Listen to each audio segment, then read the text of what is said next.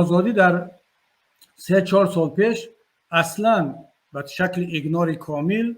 و به حاشیه راندن، خود را کر و کور تصور کردن رفتار میکرد و نه تنها مسئولین آزادی خودشان پخش نمیکردن. من یادم هست وقتی که به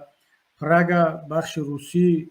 آزادی بود، به فکرم نستایش ورین دعوت کرد، یک مصاحبه از ما گرفتن نیم ساعت و گفتن که فردا پخش میشود. بیگاهش به من زنگ زدن، معذرت خواهی کردم، گفتن که حتی بخش تاجیکی رادیو آزادی تا حد فشار آورد به بخش‌های دیگر به رهبریت که رهبریت مجبور شد که مصاحبه شما را از بخش روسی هم بیرون کنند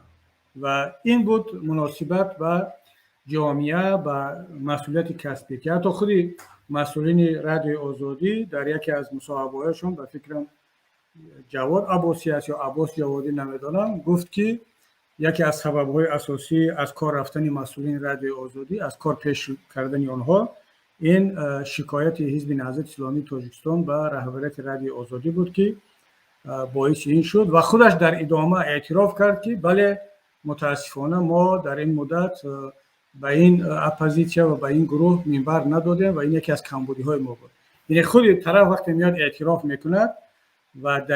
این دلیل را چون دلیل رد نشونده هست، این بیانگر آن است که واقعا دیگر از معیارهای کسبی خیلی دور رفته بودند به هر دلیلی که باشد. حالا ما نمیدونیم که دلیلشون چی بود، خودشان میدونن. اما یک این نکته هم شاید گفته شود که آیا حزب نهضت اسلامی تاجیکستان با رهبریت رادیو آزادی شکایت کرد یا نه؟ بله، ما نامه نوشتیم، شکایت کردیم و خود همین نامه را که به رهبریت رادیو آزادی نوشته بودیم و خود مسئولین بخش تاجیکی هم رساندیم تا اینکه فکر نکنن که در پس آنها این کار شده است، بلکه یک دو مراتب اول شکایت های تلفنی بود، خطی بود، شفاهی بود. بعد که دیدیم که نه، اینها تا حد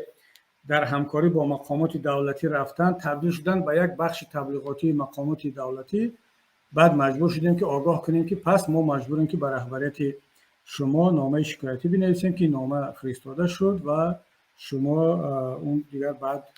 هر چی که شد آن شد. از این بیشتر دیگر نهضت اسلامی تاجیکستان اقدامی نکرد و این اقدام را باید میکرد. این مسئولیت ما بود، وظیفه ما بود، زیرا که مسئولیت رادیو آزادی یا رادیو سوابودا یا اینکه لیبرتی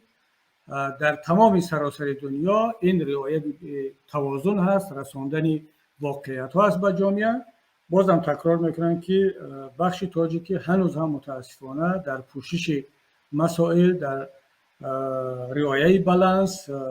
اگرچه در مقایسه با سالهای پیش خیلی خیلی بهتر شده است، اما اگر مقایسه کنیم با دیگر بخش‌ها این نیست. حالا دیگر من تحلیل زیاد درباره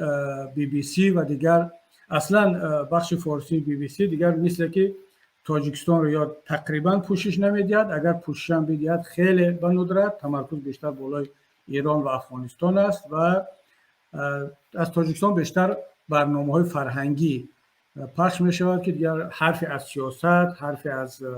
مسائل اقتصادی و اجتماعی اگر باشد هم خیلی خیلی کم است. ولی به هر صورت بازم در مسئله حرفه‌ای بودن واقعا هم باید گفت که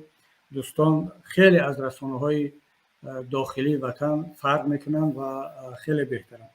اما رسانه‌های داخلی نه، رسانه‌های داخلی متاسفانه با یک خاموشی کامل و نادیده گرفتن و این را من عیبی رسانه‌های تاجیک نمیدونم در مقایسه با رسانه‌های تاجیک زبان خارجی که باید یک مقدار جسورتر باشند، چون امکانات فشار حکومت با آنها کم است. رسانه‌های داخلی تاجیکی، چه تاجیک زبان و چه روس زبان، کاملا دست و پایشان بسته هست و تحت فشار قرار دارند. بنابراین ما راست دیگه از اونها زیاد شکایت نداریم و شاید حق هم نداشته باشیم شکایت کنیم، زیرا فضای داخلی تاجیکستان به همگان معلوم است و اصلا امکان ندارد که از اونها شکایت کرد.